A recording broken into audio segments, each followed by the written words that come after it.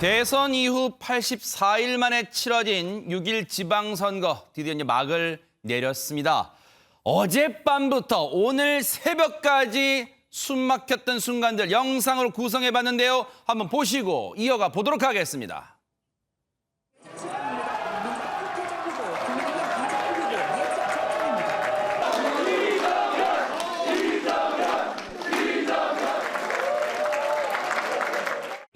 서울 오세훈,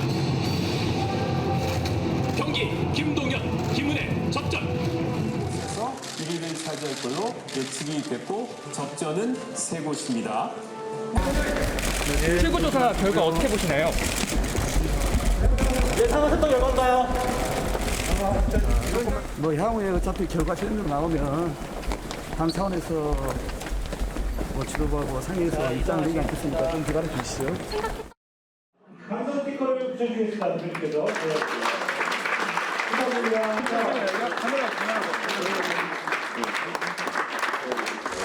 대약진을 한 것에 대해서 전 국민 여러분 그리고 우리 지지자 여러분께 진심으로 감사를 드리겠습니다.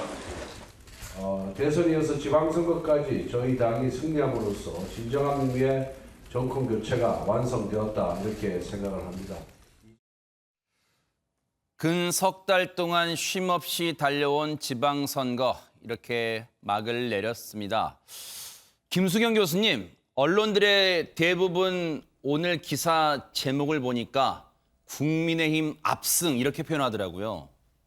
압승이라고 말할 수 있을 것 같습니다. 17개의 광역단체장 중에서 12곳을 국민의힘이 가져갔고요. 5곳을 민주당이 가져갔습니다. 어떻게 보면은 국민의힘으로서는 최고의 성적표라고 할 수 있고 민주당으로서는 최악의 성적표라고 할 수가 있는데 기억하시겠지만 2018년, 4년 전에 있었던 지방선거의 경우에는 국민의힘이 대구, 경북, 제주만 가지고 나머지 14곳을 다 민주당이 가져갔거든요. 그리고 심지어 부산, 경남, 울산까지도 다 국민의힘이 잃었었습니다. 그런데 이번에 다시 다 수복을 했다고 볼 수가 있는 것이죠. 그리고 이제 기초단체장, 뭐 시장이라던가 군수구청장 뽑는 기초단체장 같은 경우도 226곳 중에서 국민의힘이 145곳을 갖고 왔습니다. 그러면 이게 한 64% 정도 되는 거거든요. 민주당은 63곳밖에 안 됐고요. 나머지 18곳도 무소속, 나머지 한 곳은 진보당이 차지를 하게 되었습니다. 네. 어떻게 또 언론 표현은 그러더라고요.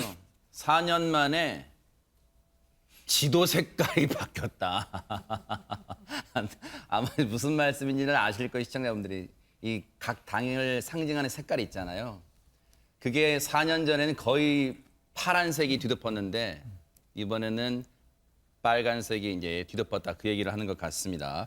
그런데 여기에 이제 또 주목되는 부분이 임승호 대변인님, 선거 때마다 캐스팅 보트로 불렸던 충청 민심 이번에 주목됐잖아요. 예, 충청 같은 경우에도 다들 아시다시피 이제 충북, 충남, 대전, 세종 모두가 이제 국민의힘이 승리하는 결과를 낳았는데요. 사실 국민의힘 입장에서는 대전 지역과 세종 지역은 사실 내부적으로는 조금 질 수도 있지 않나라는 굉장히 박빙이다라는 판단을 했던 것 같아요. 그래요? 하지만 출구조사 발표 이후에 개표가 어느 정도 진행된 이후에 당선 안정권이 되었다라는 판단을 일부 한 것 같고 사실 충남 지역 같은 경우에도 양승조 후보가 상대 후보였기 때문에 현직 지사라는 굉장히 큰 강점이 있었어요. 그래서 이준석 대표도 이곳을 접전 지역으로 분류해서 상당히 많은 지원 유세를 갔거든요. 네네. 하지만 출구조사를 봤을 때는 김태흠 후보가 굉장히 좀 안정적으로 당선될 수 있었다라는 판단이 있었고 결국엔 좀 여유로운 표차로 당선이 되는 모습을 보였습니다. 네. 이렇게 해서 국민의힘은 이제 국민의힘 계열 보수 정당이 충청 지역을 석권한 것이 2006년 지방선거 이후 16년 만입니다. 그래요? 또 세종시 같은 경우에는 2012년에 이제 세종시가 출범을 했는데 국민의힘 후보가 단 한 번도 승리한 적이 없었는데 이번에 처음으로 승리를 하면서 이제 4개 단체장을 모두 석권한 것은 국민의힘이 처음으로 기록을 하게 됐고요. 또 다른 지역 같은 경우는 PK 지역도 전부 탈환을 하게 됐고 국민의힘 입장에서도 또 유의미한 성과를 거둔 것이 호남 지역의 후보들이 전북, 전남, 광주 후보들이 모두 15% 이상의 득표를 했습니다. 결국에는 대선 때부터 공들여왔던 소위 말하는 어떤 서진 정책이라는 것이 서서히 싹을 틔우고 있는 모습이다. 그렇게 판단할 수 있을 것 같습니다. 유의미한 득표를 얻었다 이제 그렇게 말씀해 주신 것 같아요. 그런데 물론 지금 광역단체장을 어디가 가져가느냐를 통해서 이제 국민의힘 압승 이런 표현을 했는데 기초단체장 중에서 특히 전혜연 평론가님, 서울구청장 이번 판도도 완전히 바뀌었다면서요? 완전히 바뀐 정도가 아니라 뒤집어졌다 아, 이런 그래요? 말이 정확할 것 같습니다. 네. 왜냐 4년 전 상황을 한번 살펴보셔야 네. 되거든요. 지금 좀 이따 CG가 나올 텐데 잘 보시면은 이번에는 국민의힘이 17, 민주당이 8이에요. 뭐 더블 스코어긴 하지만 그래도 좀 있다라고 생각했는데 4년 전 한번 보시죠. 왼쪽인가요? 딱 한 곳만 빨간색입니다. 어머, 대박 사건. 서초구예요. 심지어 당시에는 뭐 강남이라던가 송파도 민주당이 이겼습니다. 허허. 그 상황이 어쨌든 저렇게 된 것은 완전히 역전되었다라는 해석이 나올 만한 것이죠. 네. 그리고 민주당의 입장으로서는 굉장히 새겨봐야 될 것이 민주당이 예전에 저런 상황이었으니까 현역 구청장들을 많이 출마시킨 거예요.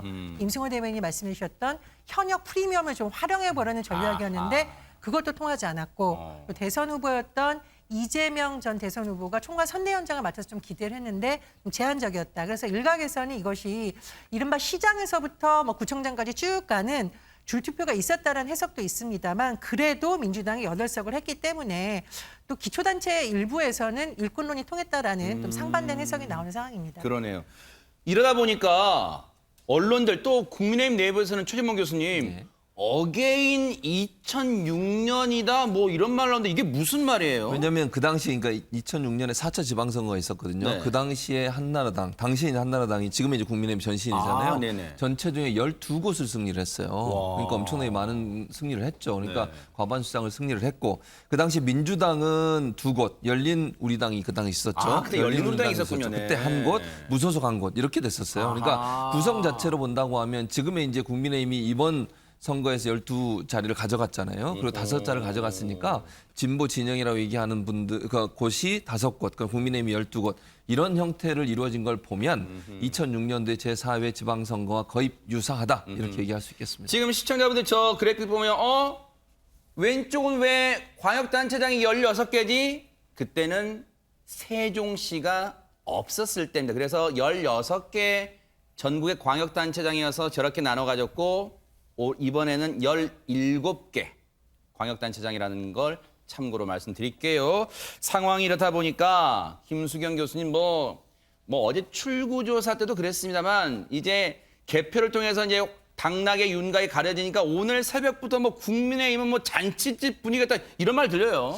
사실 지선 이번 그 투표율이 별로 높지가 않아서 그랬죠. 국민의힘은 굉장히 긴장했을 겁니다. 왜냐하면 이미 대선에서 민주당을 심판했다고 생각해서 혹시 보수 진영의 지지자들이 투표장에 안 나왔을까 봐 그랬는데 출구조사를 열어봤더니 국민의힘이 상당수 아주 많이 이기고 있는 것으로 나와서 축제 분위기였고 이제 개표가 계속 진행되면 진행될수록 또 국민의힘의 승리가 더 두드러지는 곳들이 많이 나오다 보니까 이미 어제 한 자정 무렵에 행사를 했다고 해요. 그래서 이제 뭐 이준석 대표, 권성동 원내대표, 김기현 선대위원장 등이 그 당선 유력시 되는 사람들 혹은 확정된 사람들에게 스티커를 붙이면서 자축하고 아주 기뻐하는 모양새가 이제 언론에도 보도가 됐는데 사실 국민의힘이 지금까지 몇 번의 선거를 졌는지 생각하면 기쁘긴 했을 거예요. 2016년 총선, 2017년 대선, 2018년 지선, 2020년 총선 다 판판이 계속 졌거든요. 그렇다 보니까 아마 이번에 승리가 정말 기쁘기는 했을 텐데 또 한편으로는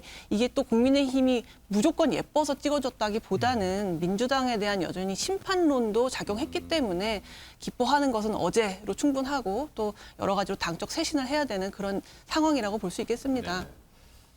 투표율 얘기 나온 김에요. 사실 이번에 사전투표가 물론 큰 격차는 아니지만 사전투표 역대 지방선거 최고치를 기록하면서 와 이번에 지방선거 본투표도 사상 최고치 찍지 않을까? 지난 4년 전 60.2% 돌파하지 않을까 했는데 뚜껑을 열어봤더니 낮았어요. 특히 어느 특정 지역을 거론해 죄송합니다만 배 소장님, 네. 광주 지역은 30% 후반 37%인가요? 그렇게 나왔어요. 이거는 어떻게 해석해야 되는 거예요? 대구도 마찬가지예요. 어허. 저는 이게 과연 양당의 승리 패배일까? 그러니까 이건 국민들이 정말 대실망일 수도 있어요. 정치권에. 그러니까 뭔가 민생 경쟁을 했었어야 되는데 그러니까 이게 민주당의 패배지 국민의힘의 승리일까? 또 여전히 서울도 그렇고 박빙 차이가 많거든요. 서울의 한강 주변에 구청장 선거도 그렇고 시의원 선거도 그렇고 저는 민심은 언제든 변할 수 있다. 그러니까 국민들이 생각할 때는 대선 때는 웬만하면 다 투표하러 나갑니다. 근데 지방선거에서 투표하러 나가려고 했더니 내가 왜 나가지? 뭐 때문에 나가지? 이런 생각이 들 수밖에 없었거든요. 네. 한 가지 흥미로운 것은 이번에 우리 MBN의 개표 방송이 대단히 성공적이었고 주목을 많이 받았습니다. 근데 저도 뭐 참여를 했습니다만 어제 이번에 밤늦게까지 고생하셨잖아요. 예. 네, 네. 이 개표율 최진봉 교수님도 어제 늦게까지 방송을 그랬죠, 하셨는데 30%의 개표율에서 국민의힘에서 한호성이 나왔던 이야기를 하나의 또 참고로 말씀드리면 보통 이제 한 30% 이상이 되면 별로 안 변합니다. 그래서 30% 이상부터 유확당을 합니다. 유력, 확실, 당선. 그렇죠. 그래서 유확당을 하는데 경기도만 예외였거든요. 그러니까 말 그대로 이번 선거는 경기도가 시작이었고 경기도가 끝이었다고 해도 과언이 아닙니다. 네. 앞서 광주의 투표율과 또 이 대구 경북 좀 보여주세요. 이 투표를 좀 보고 잠깐 최진문 교수님께 좀 여쭤봐야겠어요. 이게 진 당도 그렇지만 패배한 민주당도 그렇지만 이겼다고 뭐 압승이라고 좀 표현되는 국민의힘 입장에서도 지금 투표율 이런 데 보면요. 광주가 37%입니다, 지금. 광주는 뭐 광주 전남북은 민주당이 뭐 압도적인 득표율로 이겼습니다만 투표를 보면 그렇게 뭔가 마뜩지가 않아요. 대구도 보세요. 43%. 경북 볼게요. 경북 투표율 52표. 경북은 그나마 절반 넘었어요. 이 투표율이 낮은 상황에서 이 표심을 국민의힘이 압승에 취하지 말고 뭔가 해석을 잘해야 될 것 같아요, 지금. 그렇죠. 그러니까 왜 그러냐면 이제 우리가 생각해 보면 이렇게 생각할 수 있어요. 젊은 층이나 특히 민주당을 지지했던 40대 이 층이 투표에 적극적으로 나오지 않았다는 거죠. 그럼 결국은 60대 이상의 이제 고연령층들이 적극적으로 왜냐하면 그분들은 항상 적극적으로 투표하시는 층이세요.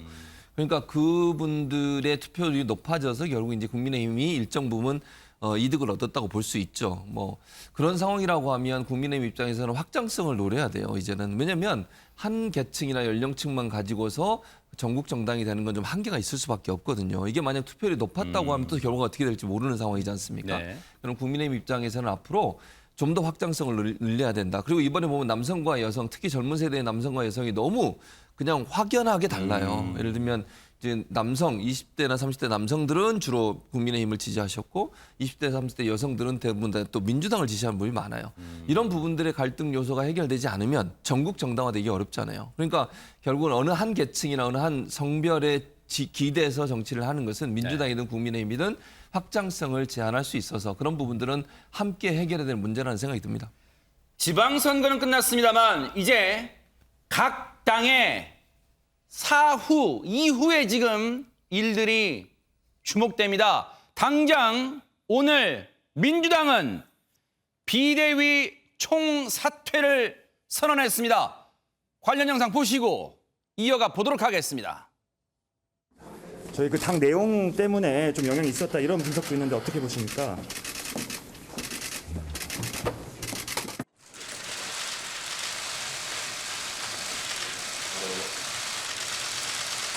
저희 더불어민주당 비상대책위원 1동은 이번 지방선거 결과에 책임을 지고 전원 사퇴하기로 했습니다. 지지해 주신 국민 여러분과 당원 여러분께 먼저 사죄드립니다. 민주당의 더 큰 개혁과 과감한 혁신을 위해 회초리를 들어주신 국민 여러분께 감사드립니다. 확실히 구성에 대한 생각은 없으신가요? 총사퇴하는 배경에 대한 부탁드립니다. 앞으로 민주당은 어떻게 되어야 되는지에 대해서 생각은 없으신가요? 선거 참패 이후 민주당 비대위 총사퇴. 최진봉 교수님, 어찌 보면 당연한 겁니까? 어떻습니까? 그럴 수밖에 없죠. 왜냐하면 뭐 책임을 져야 되잖아요, 누군가는. 근데 비대위가 어쨌든 지금의 대표 역할을 담당하고 있기 때문에 지도부 역할을 담당하고 있기 때문에 그럴 수밖에 없는 상황이었다. 그리고 뭐 잘 아시는 것처럼 비대위가 선거 막판에 갈등 요소를 부각시키는 그런 부분도 있었어요. 그건 이제 지지층 입장에서도 상당히 또 특히 현장에서 뛰고 있는 분들 입장에서 상당히 불만을 갖고 있었던 요소이고 그래서 뭐 비대위 사태는 거의 뭐 기정사실화된 분위기였고요. 선거 결과에 따라서 사퇴를 할 수밖에 없는 상황이라는 생각이 들고요. 다만 이제 앞으로 그럼 어떻게 할 거냐. 윤호중 비대위원장은 또 다른 비대위를 말씀을 하셨는데 시기적으로 그렇게 하기가 좀 어려운 부분이 있어요. 왜냐하면 8월에 전당대회가 지금 예정돼 있거든요. 근데 그 사이에 꾸려봐야 한두 달밖에 안 돼요. 그러면 비대위 체제가. 그래서 아마도 제 생각에는 원내대표 중심으로 전당대회 준비위원회를 꾸리고 그 전당대회 준비위원회가 좀 더 빠르게 속도를 내서 7월 정도에 전당대회를 여는 방향으로 가지 않을 그렇게 예상이 됩니다. 전혜연 평론가님, 이런 가운데 일각에서는 박지원 위원장 책임론이 제기되고 있답니다. 예, 일부 지지자들 사이에서는 박지원 위원장의 어떤 문제 제기라던가 사과해야 된다. 그리고 특히 윤호중 비대위원장과 당시에 충돌하는 모습 때문에 책임이 있다라는 말이 나오고 있는데요. 근데 저는 영향은 있을 수 있으나 과연 이것이 근본적 문제인가에 대해서 민주당이 좀 성찰해 볼 필요가 있겠죠.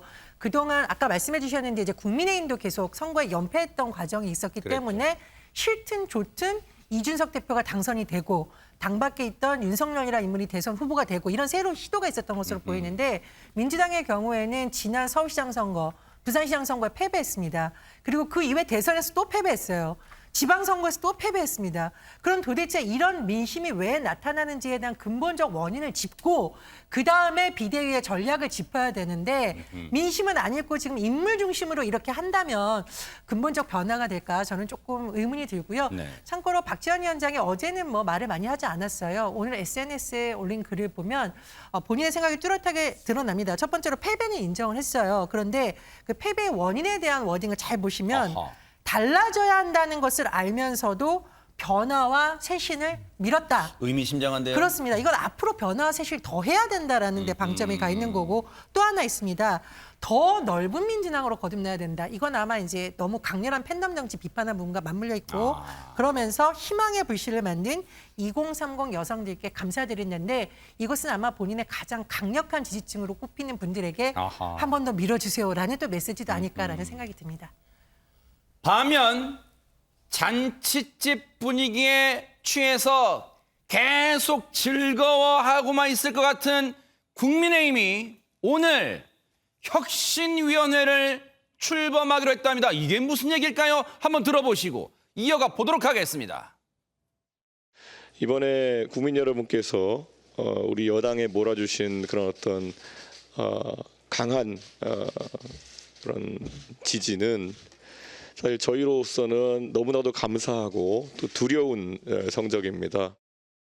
저희가 이번 지방선거에서 승리를 거두겠지만 이번 지방선거 과정을 거치면서 또 당에 조금 더 개혁하고 노력해야 될 부분들이 노정된 부분도 있습니다. 그렇기 때문에 저희가 즉시 당 차원에서 혁신위원회를 설치하기로 했습니다. 혁신위원장으로는 법조인 출신으로서 또 감사원장까지 지내면서 많은 국민들에게 신뢰받았던 최재형 의원이 적임자라고 생각해서 저는 추천하게 되었습니다. 무엇보다도 이거는 쇼가 아니라 성과를 내는 혁신위원회가 되어야 된다. 저는 그렇게 생각합니다. 임승호 대변인님, 시청자분들이 선뜻 이해가 안 될 수도 있어요. 이준석 대표도 그런 표현 썼지만 이긴 정당에서 혁신위원회요? 이거 쇼입니까? 엄살입니까? 겸손 코스프레입니까? 이거 뭡니까? 그러니까 이런 부분이 이제 국민의힘이 상당히 많이 바뀐 부분이라고 생각을 해요. 사실 돌이켜보면 대선 이전에도 이준석 대표와 국민의힘은 지선을 사실 준비하고 있었습니다. 그때 당시를 기억해보면 대선 이전에 이미 PPAT라고 하는 공직역량평가시험에 대한 개요를 짰고 실제로 그 영상에 대한 촬영을 대선 이전부터 진행을 해서 영상을 계속 업로드하고 있었어요. 그러니까 지선 이전에도 사실 혁신위원회라는 구체적인 안을 지선 결과가 나오기 이전부터 지선 결과와 무관하게 준비하고 있었던 거죠. 그러니까 보통은 정치적인 문법으로 봤을 때 선거에 진 정당에서 강하게 더 쇄신의 목소리가 나옵니다. 물론 민주당에서도 지금 쇄신의 목소리를 내곤 있지만 아직까지는 내홍을 겪는 분위기인데 국민의힘에서는 오히려 선거에서 압승을 한 정당인데 단순히 혁신만 얘기하는 것이 아니라 혁신위원회라는 구체적인 포맷을 얘기하고 위원장을 최재형 의원으로 선정하겠다라는 임명하겠다라는 구체적인 안을 먼저 제시했거든요. 그래서 저는 이런 부분이 국민의힘이 상당히 바뀐 부분이라고 보고 네. 민주당도 이렇게 해서 최대한 빨리 쇄신 경쟁에 들어가야 된다라고 봅니다. 저는 개인적으로 아쉬웠던 게 박지원 전 위원장이 쇄신론에 대해서 조금 어설프지만 쇄신론을 냈지만 정작 구체적인 내용은 사실 이전에 송영길 대표가 말했던 것과 큰 차이가 없었습니다. 그렇기 때문에 근데 이준석 대표나 국민의힘 같은 경우에는 뭐 토론 배틀이라든지 PPAT라든지 대선 과정에서도 뭐 AI 윤석열, 한 줄 공약 등등 구체적인 포맷과 구체적인 컨텐츠들을 만들어냈거든요. 네. 그래서 민주당도 이제는 윤석열 대통령이 무언가를 잘못한다, 이준석 대표가 무언가를 잘못한다라고 지적하면서 반사이익만 얻을 것이 아니라 구체적인 어떤 컨텐츠를 만들어내는 정당으로 다시 일어나야 될 것이라고 생각됩니다. 윤석열 대통령은 이번 지방선거 결과 어떻게 평가하고 있을까요? 강인선 대변인 통해서 한번 듣고 이어가 보도록 하겠습니다. 이번 선거 결과는 경제를 살리고 민생을 더 잘 챙기라는 국민의 뜻으로 받아들이고 있습니다. 서민들의 삶이 너무 어렵습니다. 경제의 활력을 되살리는 게 가장 시급한 과제입니다. 이를 위해 앞으로 지방정부와 손을 잡고 함께 어려움을 헤쳐나가겠습니다. 배종찬 소장님, 당연한 얘기겠지만 이번 선거 국민의힘 압승이 윤석열 정부 국정 운영에 강력한 뒷받침 될 것 같습니다. 될 수 있습니다. 적어도 단기간에는 이게 큰 효과를 볼 수가 있는 거죠. 이른바 추가 컨벤션 효과. 대통령의 지지율도 더 올라갈 수 있고 또 정당의 지지율도 올라갈 겁니다. 또 여소야대 국면에서 의회를 참 돌파하기가 쉽지 않거든요. 근데 지방선거 이긴 동력을 가지고 이 에너지로 또 의회와 또 더불어민주당에 또 서로 경쟁하면서 돌파구를 마련할 수도 있거든요. 그런데 임성호 대변인 이야기하신 대로 참 민심은 또 변합니다. 그렇죠. 정말 중요한 것은 이렇게 몰아준 지지층들, 그 민심은 뭐겠습니까? 또 부동산, 청년, 여성, 고령자, 이거 잘해라. 우리 또 평가한다. 심판하겠다는 거 아니겠습니까? 그만큼 이걸 얼마나 잘하느냐에 또 다시 한 번 더 평가를 받게 될 걸로 보입니다. 그래요. 정말 맞습니다. 정치권이요. 딱 선거 끝났을 때는 민심이 무섭다고 말은 합니다. 그런데 망각의 동물이잖아요, 인간이. 시간이 점점 흐르면 자만오만하게 됩니다. 그 결과를 우리 정치사가 그대로 보여주고 있어요. 앞으로 어떻게 될지 지켜보겠습니다. 오늘요, 뭐 어디라고 밝히진 않겠습니다. 모 신문이 끝까지 신의 판가리를 이거 좀 못해가지고 여기 당선자를 잘못 내보내는 웃지 못할, 이거 진짜 웃을 수는 없어요. 해프닝이 벌어졌어요. 바로 바로 초박빙적 오늘 새벽까지 어딥니까, 배 소장님? 경기도입니다. 아하.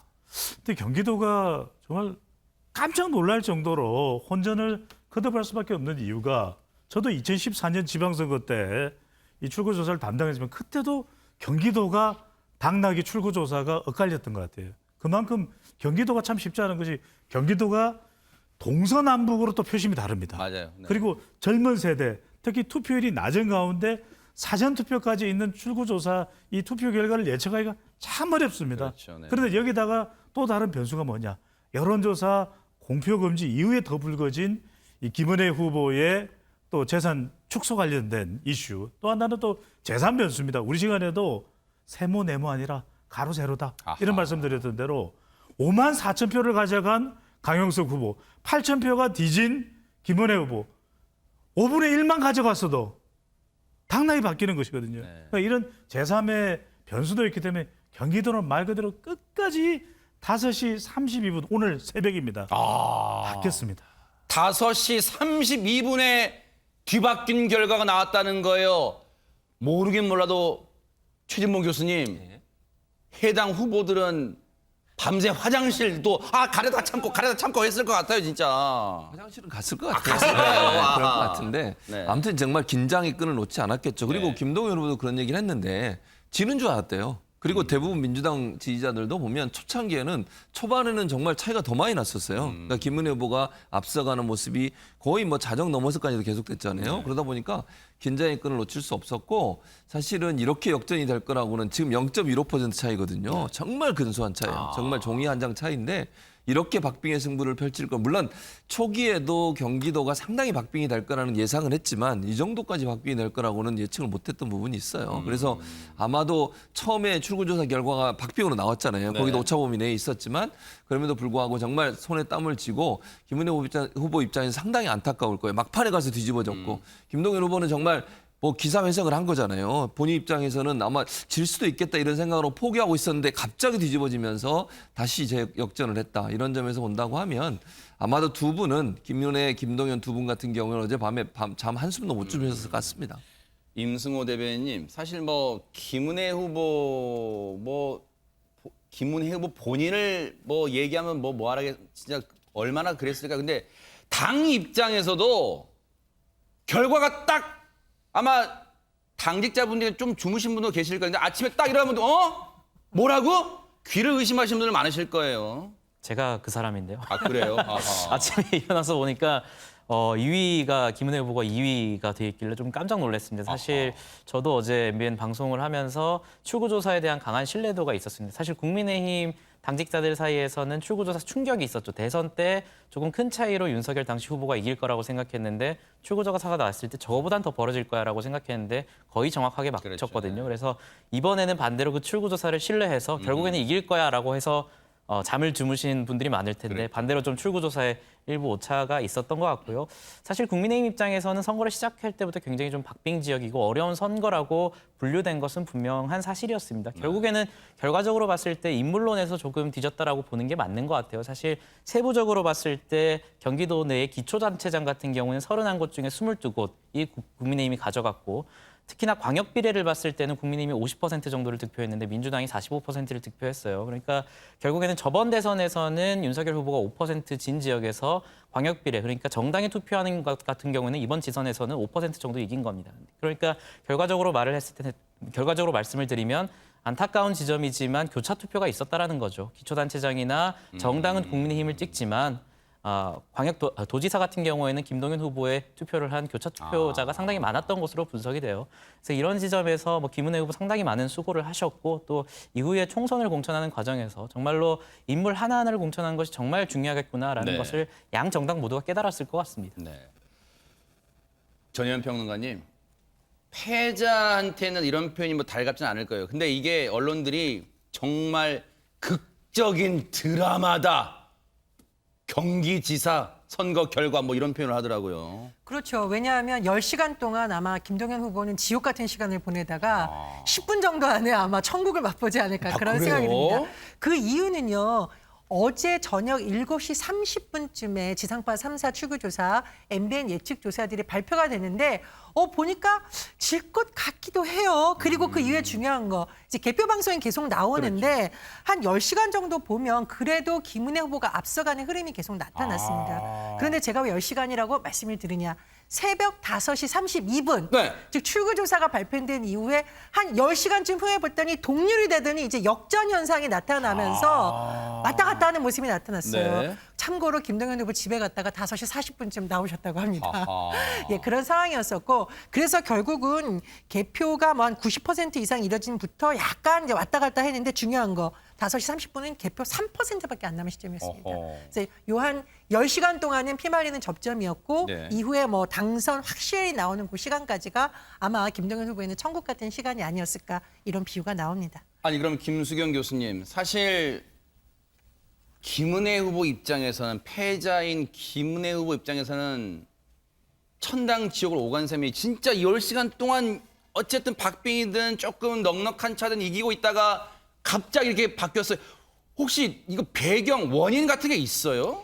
경기도가 워낙 넓잖아요. 그리고 거의 유권자가 1,100만이나 됩니다. 그리고 경기도는 특이한 게 판교 테크노밸리 같은 도시도 있지만 농촌도 있고 굉장히 다양한 종류의 시군구가 모여있기 때문에 당색도 다 다릅니다. 그러다 보니까 어느 지역구의 투표함을 먼저 여느냐에 따라서 언제는 국민의힘이 이기기도 하고 언제는 민주당이 이기기도 하는데 그 부천, 화성, 의정부 여기가 전통적으로 이제 민주당이 좀 강한 곳이거든요. 근데 여기에 개표가 좀 더뎠다고 합니다.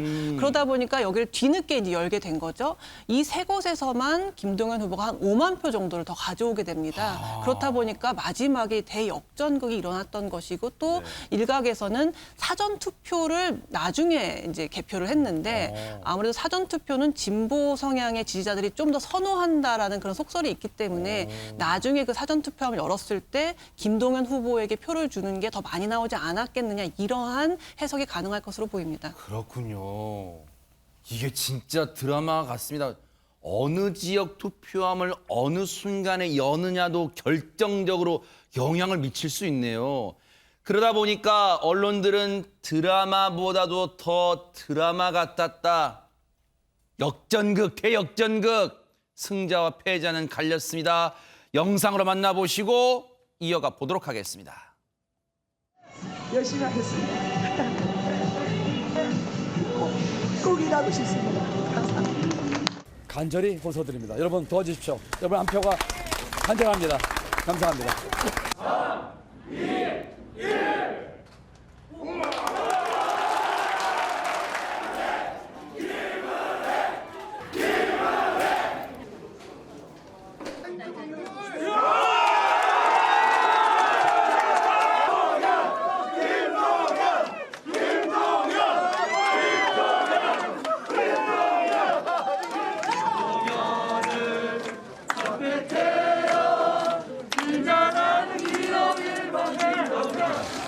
오늘의 승리는 저 김동연 개인의 승리가 아닙니다.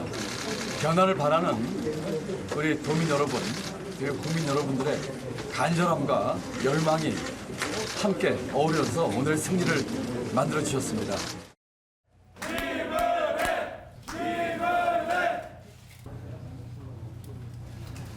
최선을 다했지만 저의 부족함으로 승리하지 못했습니다. 저는 당원의 한 사람으로 돌아가서 묵묵히 응원하고 돕겠습니다.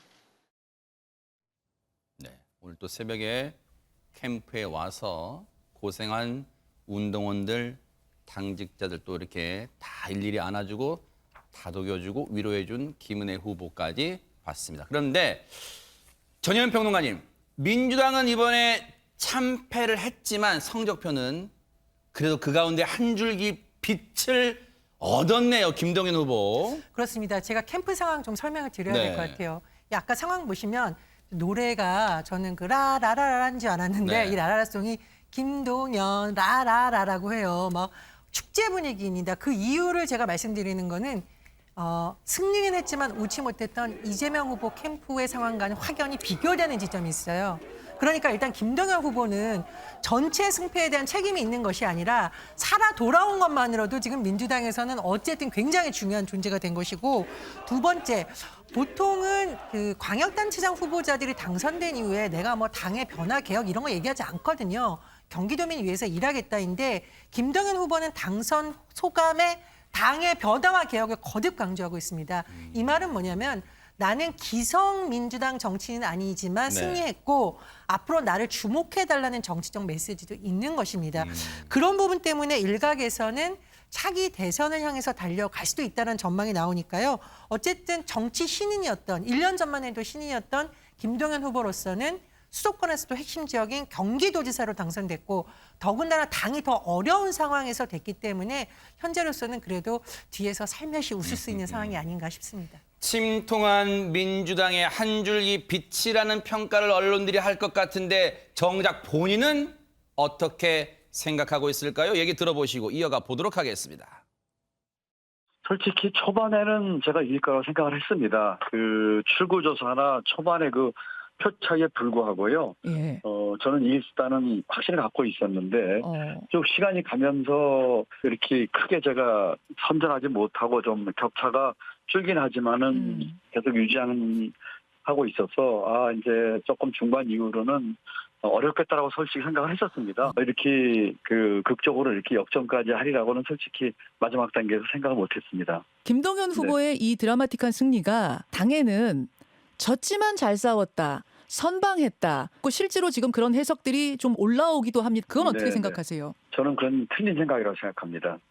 그건 잘못된 생각이라 합니다. 만약 그 생각을 한다면 정말 더 깊은 나락에 빠질 거예요. 우리가요, 최재문 교수님, 어떤 병에 걸렸을 때 의사 선생님을 찾아가는 이유가 진단을 정확히 받으려고 하는 거잖아요. 김동연 당선인의 저 말이 상당히 민주당한테 또 민주당 지지하시는 분들한테는 의미심장하게 다가올 것 같아요. 그러니까 졌지만 잘 싸웠다 이렇게 생각하면 안 되는 거죠. 진 건 진 거고 물론 이제 김동연 후보가 경기도지사에 당선됨으로써 체면치레는 했는데 그렇다고 해서 민주당이 그럼 이걸로 안주하냐? 그건 절대로 안 돼요. 그건 있을 수 없는 일이라는 생각이 들고요.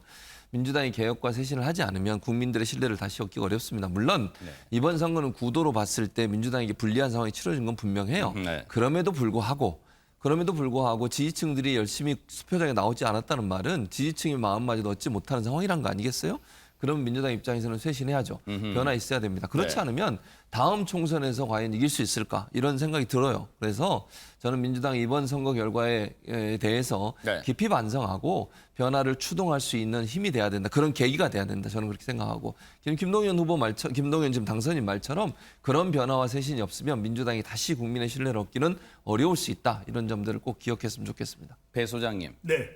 결과론이지만 막판에 터진 재산 신고 누락 혹시 이런 게 적극적 지지층은 모르겠지만 조금은 갈팡질팡했던 유권자한테 영향 미쳤어요? 어떻습니까? 좋죠. 미치죠. 선거는 두 가지가 있어야 되거든요. 분노 표심이 있든지 2017년 국정농단 때 앵거. 그러니까 이른바 우리가 투표의 의지를 이야기할 때 AI라고 그러는 거거든요. 그게 뭐예요? A는 앵거, 분노. 분노가 있든지 아니면 관심, I, 인터레스트가 있든지. 그래? 무상급식 우리 애들 문제야? 세월호 나가야지. 그런데 이번 선거는 그걸 민주당이 주도하지 못했던 거죠. 그러다 보니까 투표하러 안 나가는 그런 상황이 민주당을 중심으로 이루어졌는데 경기도는 막판에 이거 불거지고 투표소에 공지문이 붙습니다. 재산 축소 신고 관련해서. 그러면 나가려고 고민했던 사람도 나가서 7장이나 8장이나 투표 표기해야 되는데 뭐 그렇게까지 나가야 돼? 이런 영향을 그 김은혜 후보와 관련 잘 싸웠죠. 김은혜 후보가 잘 싸웠습니다. 아주 잘 싸웠는데 그럼에도 불구하고 그런 막판 변수가 영향을 줬겠죠. 얘기 나온 김에 임승호 대변인님, 그러면 김은혜 후보 입장에서는 자, 결과는 나왔어요. 그렇다고 마냥 이렇게 주저앉아 있을 수는 없을 것 같아요. 앞으로의 행보가 또 궁금해집니다. 뭐 당분간은 정치적 행보는 조금 자제하시는 모습을 보일 것 같아요. 물론 큰 선거를 치르고 반성 없이 나오신 분이 뭐 최근에 있긴 하지만 그건 사실 예외적인 문법이었고 일반적인 정치적 문법으로 봤을 때는 더군다나 경기 지역은 인구수도 굉장히 많은 선거였기 때문에 물론 김은혜 후보가 굉장히 분투했고 잘 싸웠지만 어쨌든 결과적으로는 졌기 때문에 이러한 상황에서 금방 어떤 정치적 행보를 하긴 쉽지 않은 상황이고 또 뭐 일각에서는 뭐 대통령실에 들어가시지 않을까라는 분석도 있지만 상당히 좀 비판이 있을 겁니다. 그런 부분에 대해서도 인수위 대변인을 하시다가 이제 국회의원을 사퇴하시고 다시 나왔다가 다시 만약에 대통령실에 들어가면 어떤 투표에 대한 진정성, 선거에 대한 진정성 측면에서 조금 비판받을 수 있는 측면이 있어서 뭐 당분간은 정치적 행보를 자제하시다가 또 김은혜 후보 입장에서는 개인적으로는 이번 선거를 통해서 소위 말하는 체급을 키웠다라는 평을 받기도 해요. 그런 측면에서는 당분간 정치적 행보는 자제하다가 적절한 시기에 자신의 장점을 살리면서 다시 등판하는 모습으로 가지 않을까 그렇게 생각합니다.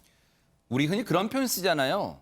운동으로 비유하면 단거리, 100m 단거리라고 하지 말고 좀 마라톤, 긴 호흡으로 정치 행보를 가져가는 게 지지했던 분들 보기에도 좋지 않을까. 아마 많은 분들이 그런 생각하실 것 같은데 일단 지켜볼게요. 제일 중요한 건 본인 생각이니까요. 이런 가운데 배 소장님, 지금 이번에 경기지사 선거를 보니까 뭐 데자뷰 현상 뭐 그런 얘기를 또 하는 게 이게 뭐 때문에 그런 거예요? 그러니까요. 이번에 경기도에서 새벽 5시에 깜짝 놀랄 상황이 벌어진 거죠. 이번엔 새벽 5시, 그때는 새벽 4시. 2010년 지방선거에서는 여론조사마다 오세훈 후보가 10% 앞선다. 누구한테요? 한명숙 후보에게. 아하! 그런데 개표가 시작되는 한명숙 후보가 앞서는 거예요. 네. 에이, 잠시 뒤에 바뀌겠지. 한 개표 15% 정도 진행되면 바뀌겠지. 계속 앞서 나가요. 그래요? 이게 언제까지 이어지냐면 새벽 4시경까지 이어집니다. 근데 4시경부터 그때도 깜짝 놀라는 거예요. 바뀝니다. 그래서 0.6%포인트 차이로 오세훈 후보 정말 신성이거든요. 근데 그때도 보면 서초구, 강남구, 송파 여기에 개표함이 나중에 열렸다는 그래요? 거예요. 그래서 그때부터 나오는 이야기가 숨은 표가 있네. 숨어 있어. 그런데 왜 그러냐면 2010년에는 집 전화로만 조사를 한 거예요. 여론조사를. 그래서 2010년에 정말 여론조사의 무덤이 되면서 그때 이후부터는 무선 전화를 사용하게 됩니다. 그래서 여론조사도 한 번 더 약진하는 계기가 됐던 것이 바로 대자비, 기시감 2010년 12년 전에 서울시장 선거. 그렇군요. 근데 김수경 교수님, 김은혜 후보 뭐 개인으로 봐도 패배가 아쉽겠습니다만 우리 정치권으로 봐도 확대해 봐도 뭔가 이번 패배가 조금 아쉬움을 남긴 결과다 이런 또 분석이 있어요. 이게 뭔가요? 저 지금 지방선거가 27년째거든요. 제1회 지방선거가 95년도에 있었으니까요. 근데 지금까지 한 번도 여성 광역단체장이 나온 적이 없습니다. 그래요? 그래서 이번에 김은혜 후보가 어쩌면 경기도 지사로 당선이 되면 드디어 그 유리천장이 깨지는 것이 아닌가라는 기대를 했는데 0.15%포인트 차이로 결국 그 유리천장은 깨지지 못했다고 할 수 있는데요. 일단 여성 그 단체장 후보 공천 자체가 많지가 않습니다. 이번에는 17곳 중에서 3곳만 이제 여성 후보가 나왔는데 그나마도 김은혜 후보는 굉장히 선전했지만 조배숙 국민의힘 전북지사 후보라던가 임미애 민주당 경북지사 후보는 험지에 나온 거예요. 당선 가능성이 별로 없는 곳에 여성 후보를 냈기 때문에 이것 역시도 좀 비판의 대상이 되고 있고요. 어쨌든 경기도라는 곳이 특히나 거물급 스타 정치인들이 배출된 곳이라서 만약에 이번에 김은혜 후보가 당선이 되면은 어쩌면 대선 후보급으로까지도 갈 수 있다라는 예측이 나왔지만 일단 이번에는 당선되지 않는 것으로 이제 나왔는데 당에 관계없이 민주당이든 국민의힘이든 앞으로 여성 정치인들을 더 많이 발굴하고 좀 육성해야 된다. 어쨌든 유권자의 절반이 여성이기 때문에 그러한 노력도 함께 해서 다음 지선에서는 여성 후보들을 많이 공천해서 좀 단체정에 이렇게 당선되는 모습을 보고 싶다는 생각이 듭니다. 패배는 했지만 경기도지사 선거에서 패배는 했지만 국민의힘은요. 소기의 성과는 있었다고 말하고 있습니다. 과연 뭘까요? 한번 들어보시고 이어가 보도록 하겠습니다.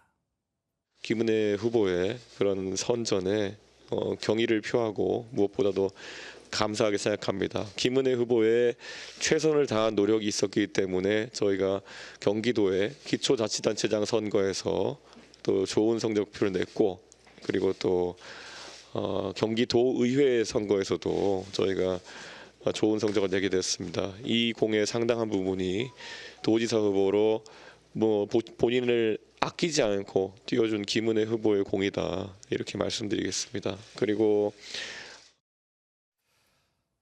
자, 뭔가 그래도 성과를 찾아내려는 저 자세는 지지자분들한테는 또 긍정적으로 작용할 것 같아요.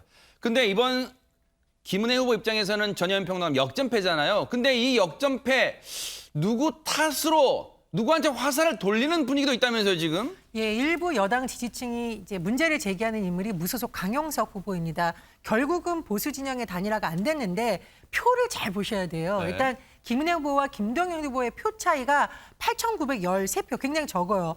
그래서 봤더니 강영석 후보의 득표율이 무려 54,700표가 넘는다는 겁니다. 대박. 그러니까 일각에서는 강영석 후보가 뭐 자진 사퇴를 하든 아니면 뭐 지지 선언을 하든 어떤 식으로 단일화가 됐으면 저 표가 김은혜 후보에게 왔을 거고 그러면 결국 승리하지 않겠느냐라는 것 때문에 강영석 후보 왜 단일화 안 했냐라는 비판 여론이 있는가 한 면에 반면에 일각에서는 만약 두 사람이 손을 잡았으면 그나마 있던 중도표가 이탈했을 수 있다. 이른바 강성 보수에 대한 오히려 역풍이 불었을 것이다. 이런 해석도 나오고 있는 상황입니다. 그렇군요. 이게 뭐든지 결과론으로 생각하니까 이런저런 해석이 나올 수 있는 것 같아요. 관련 얘기 좀 들어보시고 이어가 보도록 하겠습니다.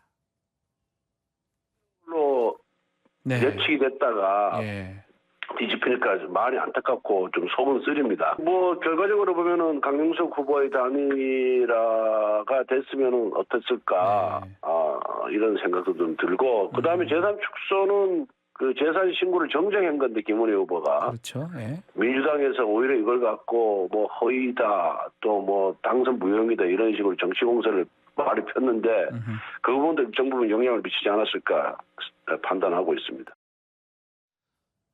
지금 권성동 원내대표에게는 단일화했으면 이길 수도 있었을 텐데 아쉬움을 드러내고 있어요. 근데 반면에 강용석 후보와 단일화에 대해서 여전히 부정적 시선을 보내는 분도 있습니다. 한번 들어보시고 마저 들어보시고 이어가 보도록 하겠습니다.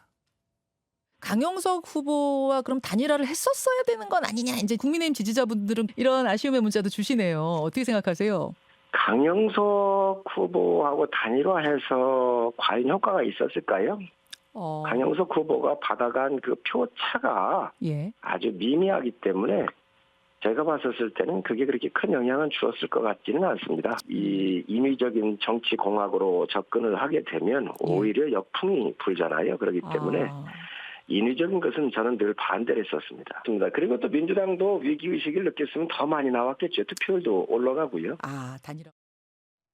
이게 다 이기던 선거를 역전패당해서 아쉬운 마음에 이런저런 얘기 나올 수 있겠습니다만 진짜로 임승호 대변인이 보실 때는 어때요? 이게 진짜 단일화가 됐으면 달라졌을까요? 전 단일화가 됐으면 오히려 더 큰 표 차이로 김은혜 후보가 질 가능성이 있었다라고 봐요. 물론 무의미한 얘기입니다. 뭐 누구랑 단일화했으면 이길 수도 있었다. 김은혜 후보 대신 누가 나왔으면 이겼을 것이다. 사실 무의미한 얘기긴 한데 이런 점을 봐야죠. 사실 강용석 후보 같은 경우에는 기존의 국민의힘 지도부에서 복당을 거부한 분인데 정작 선거에 들어갔을 때 김은혜 후보가 어떤 명분으로 단일화를 할 수 있을까요? 전혀 명분이 없는 상황이기에 만약에 어떤 김은혜 후보의 표가 결과적인 표가 그대로 있고 거기에 강용석 후보의 표가 더해질 수 있다라면 가능한 얘기겠지만 분명히 강용석 후보와 단일화를 하는 순간 언론의 기사는 계속해서 그것들로 도배가 될 것이고 김동연 후보와 민주당도 그것에 대해서 강하게 공격을 할 거예요. 그러니까 김은혜 후보가 현재 결과적으로 받은 표에서 달아날 표도 고려를 해야 되기 때문에 그런 과정에는 뭐 이겼을 것이다 이런 과정에는 저는 딱히 동의하지 않습니다. 네. 앞으로의 또 김은혜 후보 행보도 또 지켜보도록 하겠습니다. 앞서 제가 보여드린 그림처럼 출구조사 결과가 발표됐을 때 어제 저녁에 맨 먼저 일어났던 사람이 바로 이재명, 이젠 당선인이라 해도 되겠죠. 당선인. 그런데 개항을로 자리 옮겨서 당선 소감을 발표했습니다. 한번 들어보시고 이어가 보도록 하겠습니다. 우리 개항을 지역 구민 여러분 감사드립니다. 개항을 지역 구민들께서 바라시는 대로 성실하게 역량을 발휘해서 지역 발전에 도움이 되는 일들을 최대한 잘 해내겠습니다. 어쨌든 전체 선거가 예상되었던 어려운 상황이긴 하지만 국민들의 이 따가운 질책과 또 엄중한 경고를 낮은 자세로 겸허하게 잘 받들도록 하겠습니다. 전혜연 평론가님, 화면 자막 가리고 이재명 당선인의 얼굴만 보면 이거 선거 진 사람 같아요. 김동연 캠프가 확 다르죠. 그 이유가 있습니다. 본인이 후보이기도 하지만 당의 이번 선거의 총괄 선대위원장이에요. 그러면 나 내 지역구에서만 이겼다가 아니라 전체를 봐야 되는데 지금 수도권만 봐도 저 상황에선 당시 이제 경기도도 질 수 있다라는 분위기가 있었고 중요한 거 인천도 졌습니다. 인천은 대선에서 민주당이 이겼던 지역이죠. 중요한 지역 서울도 했습니다. 그리고 여러 가지 상황을 봤을 때 굉장히 이제 책임론이 제기될 수 있는 상황이에요. 개인으로서 보면 뭐 2006년에 이제 정치권에 들어와서 성남지사, 경기도지사, 대선 후보 드디어 원내까지 입성한 화려한 길을 걸어온 것이지만 앞으로 전당대회를 준비하는 과정에서는 총괄 선대위원장으로서 직책을 못했다는 굉장히 뼈아픈 반대론이 지금도 쏟아지고 있고 그 상황을 피해가기 어렵기 때문에 양쪽 모두의 상황을 고려한 것으로 보입니다. 그도 그럴 것이요. 보세요. 사실은 언론들은 그랬어요. 이겨도 너끈한 표차로 이겨야 되는데 이 정도 표차를 과연 어떻게 해석하겠느냐 이제 그런 거예요. 그도 그럴 것이 김수경 교수님. 민주당 내 다른 데도 아니고 민주당 내에서 지금 이재명 당선인에게 십자포화를 퍼붓고 있다면서요 지금. 저 어저께 이제 출구조사가 저녁 7시 반에 나오자마자 민주당 내 인사들이 SNS에 글을 올려서 이재명만 살고 나머지는 다 죽었다라는 메시지를 계속 올렸습니다. 예를 들면 이제 박지원 전 국정원장 같은 경우에는 자생 당사, 나만 살고 당은 죽는, 이게 당내에서 유행하는 유행어라더니만 지금 국민의 판단은 역시 정확하다.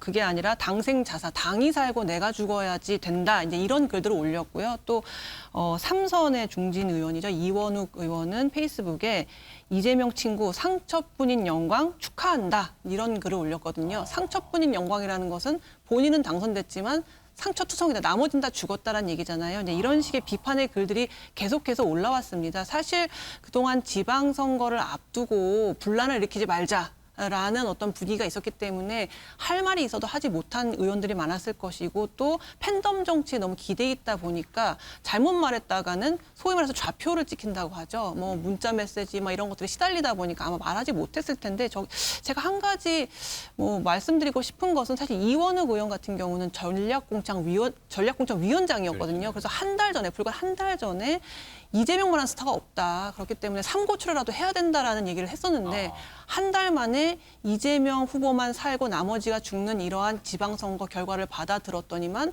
난데없이 상처뿐인 영광이다라고 약간 조롱성의 글을 올렸거든요. 사실 다 같이 반성해야 된다고 생각합니다. 박지원 위원장이 민주당의 반성을 이야기하면서 사과하고 했을 때 그 옆에 서줬던 의원 누가 있습니까? 아무도 없었어요. 몇 명 없었죠. 뭐 박용진 의원, 조응천 의원 정도만 박지원 위원장의 편을 들어주고 나머지는 당내 분란 일으키지 말라는 식으로 계속 공격했잖아요. 그래놓고 지방선거 결과가 이렇게 나오니까 이제서야 그럴 줄 알았다. 이재명만 살고 당은 다 죽지 않았냐. 당신이 잘못됐다라는 식으로 이렇게 비판하는 것은 굉장히 비겁하다라는 생각이 들고 모두 다 자중하고 좀 당 내에서 다 이것은 나의 잘못이다. 이러한 불리한 선거 구도를 만든 것은 어떤 특정 후보뿐만 아니라 민주당 모두에게 있다라는 책임감을 좀 가져야 된다고 생각이 듭니다.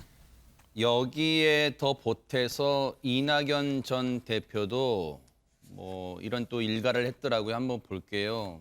이 책임을 져야 할 사람이 책임지지 않고 남을 탓하며 국민 일반의 상식을 행동으로 거부했다. 대통령 선거를 치고도 아무 일도 없었던 것처럼 지방선거를 치르다 또 패배했다. 책임지지 않고 남 탓으로 돌리는 것이 아마도 국민들께 가장 진리는 정치 행태일 것이다. 민주당은 그 짓을 계속했다. 이거 제 표현 아니에요. 이낙연 전 대표 표현입니다. 민주당은 그 짓을 계속했다. 그러니 국민의 인내가 한계를 넘게 됐다.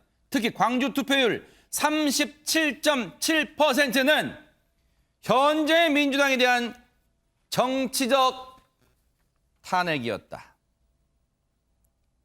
배 소장님, 이낙연 전 대표 저 얘기 진짜 세요. 셉니다. 그걸 기억하고 있을 거예요. 이낙연 전 대표가 전 총리가 기억하고 있는 것이 2006년입니다. 완전히 민주당이 참패를 했을 때 열린민주당은 여당인데 전북지사 한 곳이었어요. 김한주 전 지사. 그러니까 사실상 당이 거의 폭망하는 상황으로 가는 거 아니겠냐. 왜냐하면 위기감이 있거든요. 본인도 당이 건재해야 한 번 더 재기를 해본다든지 시도를 해본다든지 가능할 텐데 사실상 인물의 당의 기반인 이 정치적인 플랫폼 자체가 무너지는 것 아니냐. 이 위기감이 정말 이 정도까지 이낙연 전 대표가 세게 말해 굉장히 신중한 분이 우리가 이런 것은 심착해야 됩니다. 이렇게 이야기를 하는데 정말 거침없이 바라는 거예요. 그러네요. 예. 민주당 내 쓴소리 그룹 여러분 그 표현 들어보셨을 거예요. 언론들 표현 조금박해, 조응천, 금태섭, 박용진, 김혜영. 근데 그중에 4인방 중에 이제 금태섭 전 의원은 탈당했잖아요. 이제 조응천, 박용진, 김혜영 세 사람 남아있는데 이 세 사람이 죄다 쓴소리를 했어요. 한번 들어보시고 이어가 보도록 하겠습니다. 이재명 의원의 출마 그 자체 내지 그다음에 개항을 출마도 일정하게 부정적 영향을 미쳤다고 보세요. 어떻게 보십니까? 네, 저는 뭐 이런 결과가 될 거라고 생각을 하고 계속 하지 마라라는 입장이었습니다. 거기다 총괄선대위원장까지 맡았지 않습니까? 네네네. 그 취지는 네. 뭐 별로 자기 선거 신경 안 써도 되는 지역으로 가서 그렇죠. 발목 잡힌 데다가 오히려 예. 비대위원 전체 다 모여가지고 거기서 지원 유세하는 그런 예. 형국까지 몰렸지 않습니까? 저는 회초리가 아니라 야구방망이로 맞았다 이런 느낌이에요. 대통령 선거에서도 국민들의 심판을 받았는데 젖잘싸였다 이러면서 그 국민들의 어떤 질책과 평가를 회피했다고 저는 봐요. 이재명 후보는 결과 없었다고 보세요? 결과적으로 그렇게 안 됐고 오히려 개항에 발이 묶이고 당의 지도부들이 이제 개항으로 찾아가기도 하는 그런 상황이 벌어져서 조박해 중에 조응천, 박용진 의원 얘기 들려드렸고 나머지 한 인물 김혜영 전 최고위원이 이런 발언을 했대요. 저희가 이제 그래픽으로 보여드릴게요. 이재명 위원장이 뭐 지금은 당선인 됐습니다. 어쨌든 이재명 총괄선대위원장이었으니까 이재명 위원장이 8월 전당대회에 나설 것으로 예측된다. 제 개인적인 의견이지만 여기서 개인적인 의견은 제 얘기 아니에요. 김혜영 전 최고위원 말하는 거고 이 위원장은 지난 대선에서 여러 형사적인 의혹들이 제기된 상태 아니냐. 그런 의혹들이 해소된 후에 당 대표자에 출마하고 정치적 행보를 하는 게 대한민국과 당에 좋다고 생각한다. 이거는 최준봉 교수님께 여쭤볼게요. 이재명 당선인 입장에서는 기분이 가히 좋지 않을 거. 지금 당선된 지 몇 시간도 안 되는데 당내에서 쏟아져 나온 십자포화가 죄나 지금 책임져라, 반성해라, 여차하면 수사받아라 뭐 지금 이런 얘기까지 나오고 있어요. 이게 과연 당에게 도움이 될까? 상당히 안타깝습니다. 저는 김수경 교수님 말에 전적으로 동의해요. 누가 누구에게 손가락질할 시간이 아니에요, 지금은. 물론 총괄선대위원장을 맡은 이재명 후보, 이재명 당선인이죠. 당선인도 반성해야 되겠죠. 본인도 책임이 있죠. 근데 총괄선대위원장 혼자 책임입니까, 그러면? 이 모든 선거의 결과가 총괄선대위원장 혼자 책임이냐고요. 저렇게 계파 싸움하고 저는 저게 민주당 내 계파 싸움의 하나의 모습이라고 봐요. 서로가 서로에게 책임지고 당 대표 선거에서 본인의 계파가 좀 더 많은 지분을 차지하려는 의도가 아니라면 어떻게 저렇게 할 수가 있겠습니까? 물론 총괄선대위원장도 분명히 비판받아 마땅해요. 그걸 말하지 않는 게 아닙니다. 그런데 지금 저렇게 내부 총질만 계속하고 있으면 민주당이 과연 변화될 수 있겠습니까? 박지원 위원장에 대한 공격도 그래요. 강성 지지층 박지원 위원장이 공격을 해요. 그게 중요한 게 아니에요, 지금. 물론 그 비대위원회에서 잘못했죠. 그걸 인정하지 않는 게 아닙니다. 그렇다 하더라도 민주당이 다 끌고 가야 되는 거 아닙니까? 안고 가야 되고요. 그 안에서 개혁을 시작해야 돼요. 우리 모두가 함께 반성하고 함께 변화돼야 된다. 이런 모습으로 가야지. 저런 모습 보면 국민들이 더 실망하지 않겠습니까? 네. 저는 저런 방식으로 해서 문제가 해결되지 않는다고 봅니다. 누가 누구에게 손가락질하고 모든 책임을 더 씌워서 그 사람에 대해서 공격하는 것으로 문제가 해결된다고 보지 않고요. 모든 사람이 함께 반성해야 돼요. 네. 그 책임의 정도의 경중은 있을 수 있지만 민주당 국회의원 모두는 책임이 있는 겁니다. 그 책임에 대해서 누가 자유로울 수 있겠어요. 그런데 그런 부분들에서 반성하지 않는 모습 보이는 건 바람직하지 않다고 봅니다. 그런데 벌써부터요, 김수경 교수님.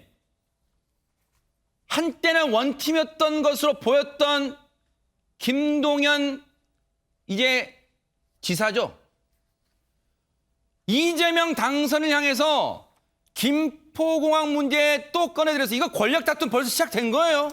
글쎄요, 선긋기를 좀 하기 시작했다고 볼 수가 있겠는데요. 이제 김동연 후보가 사실 성남공항을 김포공항으로 뭐 이전하자 이런 얘기를 했었는데 이재명 후보는 갑자기 김포공항을 인천에다 합치자 이런 얘기를 하니까 뭔가 지자체별로 굉장히 이해관계가 얽혀 있음에도 불구하고 그 지자체를 담당하고 있는 후보와 이런 방구에 어떤 상의도 없이 자기에게 유리한 공약을 내세운 것 아니냐라는 것에 대한 비판이라고 할 수 있고요. 이제 김동연 후보가 자기도 김포공항 이전 이슈를 언론을 통해서 알았다라고 얘기를 했거든요. 이것은 결국 나한테 한마디 상의도 없었다라는 것에 대한 이제 불편함을 표시한 것이라고 봅니다. 그리고 이제 또 뭐라고 했냐면 이게 자기의 어떤 선거 유불리라기보다는 여러 단체장들이 같이 논의해야 될 문제인데 이재명 후보 혼자 그렇게 얘기한 것이 이제 불편하다는 얘기를 했는데 이제 애둘러서 결국 당신 하나 이기려고 지금 나머지 지자체들 혹은 지방선거를 이렇게 망친 거 아니냐라는 비판으로 볼 수가 있을 것 같아요. 사실 원래 처음에는 아시다시피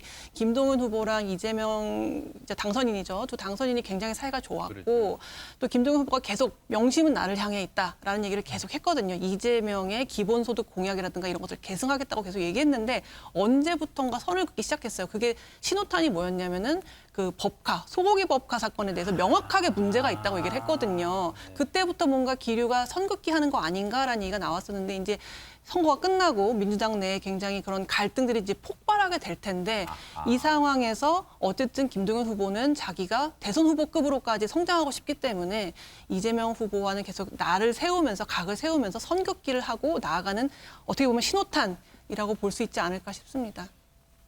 이재명 당선인이 아마 당내의 이런 분위기를 모르지는 않을 거예요. 그동안 이재명 당선인은 줄곧 책임론을 늘 꺼내왔어요. 한번 들어보시고 이어가 보도록 하겠습니다. 우리 선대위, 민주당, 당원, 지지자 여러분은 지지 않았습니다. 이재명이 부족한 0.7%를 못 채워서 진 것입니다. 모든 책임은 이 부족한 후보에게 있습니다. 복잡하면 큰 길로 가라. 오늘 저 이재명은 그 책임의 길에 새롭게 나섭니다, 여러분. 저의 모든 것을 던져서 인천부터 승리하고 전국 과반 승리를 반드시 이끌겠습니다. 전예현 평론가님, 사람이 정치적으로 어떤 책임을 지는 형태는 여러 가지가 있어요. 그러면 이 민주당 참패에 대한 이재명 당선인이 책임을 지는 방법은 어떤 형태가 될까요? 제 생각에는 명분에 대한 건 이제 옳고 그름의 판단이니까 좀 차치해 두고 이재명 당선인의 스타일을 볼 때 전당대회 출마 가능성 매우 높다라고 봅니다. 그 이유는 당선인 소감에서 혁신이라는 얘기를 또 했어요. 국회의원 당선자가 당의 혁신 얘기하는 거 굉장히 이례적인데 저는 그 말에 이미 내가 앞으로 당에 돌아가서 당의 혁신 더 잘하겠다라는 주장을 내세울 가능성이 있고 두 번째로 현재 이재명 후보를 제외한 다른 정치인들을 봤을 때 좀 뭐라 그럴까요? 대적할 만한 지금 민심을 그렇게 확 끌어당길 만한 인물이 아직은 딱히 보이지 않습니다. 그럴 경우에 자칫하면은 개파 싸움으로 비칠 수 있는데 오히려 그런 것을 정리하기 위해서 본인이 나서겠다라는 명분을 내세울 가능성이 높아 보입니다. 네. 앞으로의 또 행보 지켜볼게요. 이제 당권 투쟁이 또 벌써부터 치열해질지 보겠습니다. 민주당요. 자, 그 밖에 관심 가는 당선인을 쭉 한번 살펴볼까요? 첫 번째 주목받는 당선인 바로 이 사람일 겁니다. 한번 얘기 들어보시고 이어가 보도록 하겠습니다. 다시 한번 이렇게 믿고 성원을 보내주신 지지를 보내주신 서울 시민 여러분들께 정말 진심으로 고개 숙여서 감사 인사부터 올리겠습니다. 감사합니다. 좀 더 가속도를 붙여서 제가 마음속에 품고 있었던 일들을 하나하나 해나가도록 하겠습니다. 차기 대권 주자로 입지 굳혔다 이런 평가도 많이 나오는데. 저로서는 굉장히 사치스러운 그런 생각이다 하는 마음가짐으로 대하고 있습니다. 자, 화면에도 있습니다만 언론들 표현을 보니까 배 소장님, 네. 헌정사상 최초의 4선 시장이란 타이틀이 있어요. 오세훈 시장. 오세훈 후보의 당선 4-0으로 대변됩니다. 왜요? 전대미문입니다. 4선 서울시장 없었습니다. 역대. 네. 그러니까 미국 같은 경우에 법이 바뀌기 전에는 루즈벨트 대통령 2차 대전의 영웅이죠. 네. 정말 전대미문에 이 전대미문이 붙습니다. 4선. 그러니까 말 그대로 정말 2011년 서울시장직을 던지고 난 이후에 지난 보궐선거로 다시 복귀했지 않습니까? 말 그대로 전화비공이다. 와신상담이다. 네. 0.